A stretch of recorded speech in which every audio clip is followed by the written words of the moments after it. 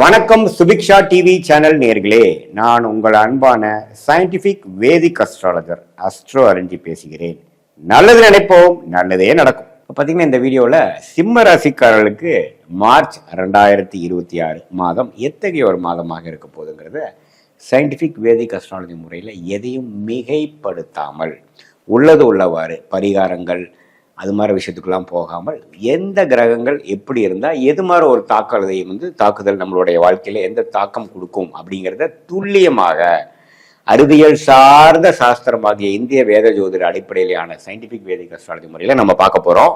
இப்போ சிம்மராசிக்கு பார்த்தீங்கன்னா 11ஆம் இடத்துல குரு இருக்கிறார், 8ஆம் இடத்துல அஷ்டம சனியாக சனி இருக்கிறார், அதே சமயத்தில் 7ஆம் இடத்துல ராகுவும் ராசிக்குள்ள கேதுவும் நீடித்திருக்கிறார் மார்ச் மாதம் முழுவதும்.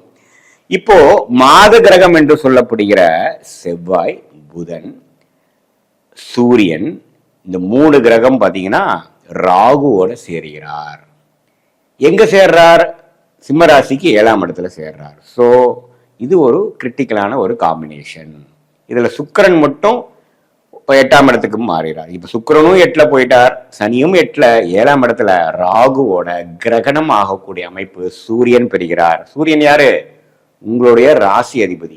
அதே சமயத்துல புதனும் பெறுகிறார். அப்படிங்கிறப்போ மார்ச் மாசம் குறிப்பா சொல்லணும்னா முதல் 2 வாரம் மார்ச் 15 வரைக்கும் கொஞ்சம் சிம்மராசிக்காரங்களா பொறுமையாக மனக்கலக்கங்கள் இல்லாமல் சிந்தித்து செயல்பட வேண்டிய அவசியம் தேவைப்படுகிறது. இதுல ஒரே ஒரு நல்ல விஷயம் என்னன்னா குருவின் 9ஆம் பார்வை பெறுகிறார். ஸோ குருவின் 9ஆம் பார்வை பெறுவதனால ஒரு பெரிய பிரச்சனைகள் அப்படிலாம் இல்லை. ஆனாலும் அந்த சூரியன் என்று சொல்லப்படுகிற ராசி அதிபதி ராகுவோட சேரும் பொழுது எப்ப சேர்றார்? மார்ச் 1ஆம் தேதியே பாத்தீங்கன்னா சூரியன் 16 டிகிரி, 16 டிகிரி, ராகு 14 டிகிரியில இருக்காங்க. கிட்டத்தட்ட 2 டிகிரி சேர்றாங்க மார்ச் 1ஆம் தேதி. ஸோ அப்படி சேரும் பொழுது ராசி அதிபதியே ராகுவோட சேரும் பொழுது அதே சமயத்துல செவ்வாயும் பக்கத்திலேயே உங்களுக்கு இருக்கும் பொழுது உங்களுக்கு கொஞ்சம் நீங்க யாரை டீல் பண்றீங்க, வாழ்க்கையில நீங்க அன்றாட வாழ்க்கையில சந்திக்கக்கூடிய யாரு? உங்களுடைய ஸ்பவுஸ், கணவனா இருந்தா மனைவி, மனைவியா இருந்தா கணவன், அதே மாதிரி உங்களுடைய பங்குதாரர்கள், கிளைண்ட்ஸ், கஸ்டமர்ஸ், எல்லாமே உங்களுடைய வேலையாட்கள், யாரை நீங்க டெய்லி மீட், அவங்களோட பிள்ளையெல்லாம் பார்த்தீங்கன்னா சில சங்கடங்கள் சில பிரச்சனைகள்லாம் வந்துட்டு போற மாதிரி இருக்கும். வந்து நீடிக்காது, வந்துட்டு போற மாதிரி இருக்கும். ஏன்னா குருவின் பார்வை நிவர்த்தி. இப்படிதான் கர்மா செயல்படுகிறது. இப்ப உலகமே பாத்தீங்கன்னா கொஞ்சம் ஸ்தம்பித்து போகக்கூடிய அமைப்புகள்லாம் இந்த கும்பத்துல ராகு கேதுகள் இருக்கிறது கொஞ்சம் பிரச்சனை. அதே சமயத்துல சிம்மராசிக்காரர்களுக்கு உங்க தனி மனித ஜோதிடத்துக்கு ராசி அதிபதியே கொஞ்சம் பாதிப்பு உள்ளாகிறதுனால கொஞ்சம் கவனமா இருக்கக்கூடிய அமைப்பு இருக்கு. பட் குருவின் பார்வையினால பெரிய வாழ்க்கையை பிரட்டி போடுற அளவுக்கு ஒன்றும் நடந்துடாது. அதே சமயத்துல கொஞ்சம் கவனமாக இருக்கக்கூடிய அமைப்பு. திருமண விஷயங்கள் கலப்பு திருமணமெல்லாம் ஆகக்கூடிய அமைப்பு இருக்கு. ஏன்னா ராகு சம்மந்தப்படுறார், அப்படியாவது சுக்கிரனும் சனியோட சேர்றாரு பார்த்தீங்களா. அப்படிங்கிறப்போ இந்த மாதிரி ஒரு லவ் மேரேஜ், வேற மதத்தை விரும்புகிறவங்க, கிறிஸ்டின், இந்து, முஸ்லீம், அது மாதிரி வேற வேற மதத்தில் இருக்கிறவங்க ஒன்று சேரக்கூடிய அமைப்பு, வாழ்க்கையில ஒன்று சேரக்கூடிய அமைப்பெல்லாம் இருக்கு. குருவின் பார்வை அதை உங்களுக்கு அமைச்சு கொடுக்கும். பேரண்ட்ஸோட சப்போர்ட் கிடைக்கும், கன்சென்ட் கிடைக்கும். அதெல்லாம் ஒரு நல்ல விஷயங்கள் இருக்கு. இந்த அஷ்டம சனிலையும் இதெல்லாம் கொஞ்சம் இருக்கும். ஆனா கொஞ்சம் டென்ஷனாக தான் இருக்கும். ஏன்னா அஷ்டம சனி நடந்துட்டு இருக்கு இல்லைங்களா.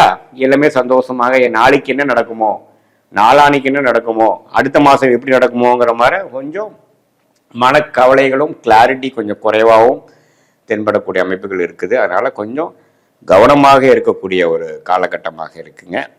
இது பொதுவான பலனையை தவிர உங்களுடைய ஜென்ம ஜாதகத்துல என்ன மாதிரி தசாபுக்திகள் போய்கொண்டு இருக்கிறது, உங்களுடைய லக்னம் என்ன, நீங்க எந்த நேரத்தில் எந்த தேதியில் எந்த ஊர்ல பிறந்தீங்கிற ஜாதகத்தை வச்சு பார்க்கும் பொழுது துல்லியமாக சொல்ல முடியும். இப்ப நம்ம பார்த்தது பார்த்தீங்கன்னா பொதுவான பலனே தவிர உங்களுடைய ஜாதகத்தில் எது மாதிரி தசாபுக்திகள் போகுது, அந்த தசநாதன் இப்போ கோச்சாரத்துல நம்ம பேசுனதுல எப்படி இருக்கார், புக்திநாதன் இப்படி இருக்கிறாருங்கிறதெல்லாம் சேர்த்து வைத்து பார்க்கும் பொழுது உண்மையே துல்லியமான பலன்கள். ஷார்ட் டேர்ம் எப்படி இருக்கு, அடுத்த ஃபியூ மந்த்ஸ், அடுத்த சில மாதங்கள் எப்படி இருக்கிறது, அடுத்த சில ஆண்டுகள் எப்படி இருக்குது, எது மாதிரி விஷயங்கள் லாங் டேர்ம்ல இருக்கு, எது மாதிரி விஷயம் ஷார்ட் டேர்ம் இருக்குங்கிறது உங்களுடைய ஜாதகத்தை துல்லியமாக சயின்டிபிக் வேதிக் அஸ்ட்ராலஜி முறையில போட்டு துல்லியமான பலன்கள் நம்ம எடுத்து அது மூலமாக எந்த நேரத்தில் எது செய்யலாம், எது நடக்கும், எந்த நேரம் வரைக்கும் நம்ம வெயிட் பண்ணணும், எப்போ நடந்துட்டா பரவாயில்ல,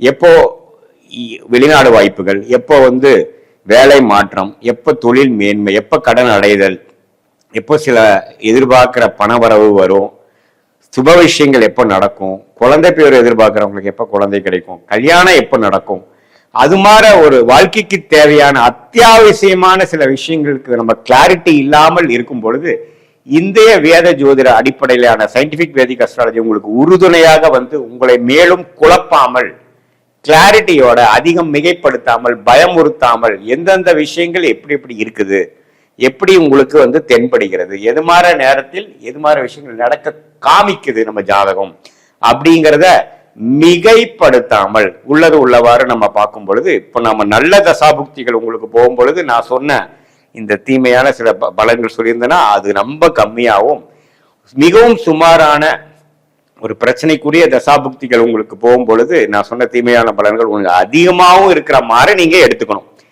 ஆனா உங்களுடைய ஜென்ம ஜாதகத்தை துல்லியமா பார்க்கும் பொழுதுதான் முழுமையான அக்யூரேட்டான ப்ரெடிக்ஷன் பண்ணி அது பிரகாரம் நம்ம வாழ்க்கையை திட்டமிட்டு தேவையற்ற பண விரயங்கள், தேவையற்ற பொருள் விரயங்களை தவிர்த்து கரெக்டா நம்மளுடைய பொட்டன்ஷியல் என்ன, நமக்கு தகுதி என்னவோ அதை மேலும் நாம ரெட்டிப்பாக்கி நம்மளுடைய பலனை, நம்மளோட ரிசல்ட்டை ரெட்டிப்பாக்குற விஷயங்கள் எப்படி, அதுக்கு டைமிங் என்ன, எந்த நேரத்தில் எது செஞ்சோம்னா நமக்கு கரெக்டா விழும் அப்படிங்கிறதை தெரிந்து நம்மளுடைய ஃபார்ச்சுனேட்டான ஃபீல்டு என்ன, நமக்கு வரக்கூடிய அருமையான துறை எது நமக்கு லாபத்தை கொடுக்கும், எது நமக்கு சரி வராது, வேலையா தொழிலா, எது மாதிரி விஷயங்கள்ங்கிறதெல்லாம் நம்ம ஜாதக அடிப்படையிலான ஒரு கிரகம் நம்ம ஜாதகத்தில் எப்படி இருக்கு, ஸ்தான பலம் எப்படி இருக்கு, திக்பலம் என்ன இருக்கு, குருவின் பார்வை யார் யாருக்கு கிடைக்கிறார் அப்படிங்கிறதெல்லாம் சேர்த்து வைத்து பார்க்கும் பொழுது நம்மளுடைய ஜாதகத்தில் எந்த கிரகம் ரொம்ப ஃபார்ச்சுனேட்டா யோகமா இருக்கோ அந்த கிரகத்தின் சார்ந்த தொழிலோ வேலையோ அதுல போனோம்னா நம்ம உண்மையிலேயே சீக்கிரமா எளிதில் வாழ்க்கையில் வெற்றி பெற முடியும். அதே சமயத்தில் நமக்கு வேணுங்கிற ரெகக்னிஷன், நம்மளுடைய பொட்டன்ஷியல் என்னவோ அதை தேவையற்ற விஷயத்துல போய் அதை செலவிட்டு சமய விரயங்கள் பண விரயங்கள்லாம் பண்ணாமல் ஈஸியா நம்மளுடைய எளிதில் எதிர்நீச்சலே போடாமல் நம்மளுடைய கர்மா என்ன சொல்லுதுங்கிறதை தெரிந்து அதுக்கு தகுந்த மாதிரி நம்மளுடைய லைஃப் கோல்ஸ், வாழ்க்கை குறிக்கோள்களை அலைன் பண்ணிட்டோம் அப்படின்னா நம்மளுடைய இந்திய வேத ஜோதிட அடிப்படையிலான சாஸ்திரம் மூலமாக நம்மளை பற்றி நாமளே தெரிந்து கொண்டு நம்மளுடைய கர்மாவை தெரிந்து கொண்டு வாழ்க்கையில் தேவையற்ற விஷயங்களை தவிர்த்து தேவையான விஷயங்களை சரியான நேரத்தில் செய்து வாழ்க்கையில் வெற்றி பெற முடியும் என்று சொல்ல விரும்புகிறேன். மீண்டும் மற்றொரு காணொளியில் சந்திப்போம். நன்றி, வணக்கம்.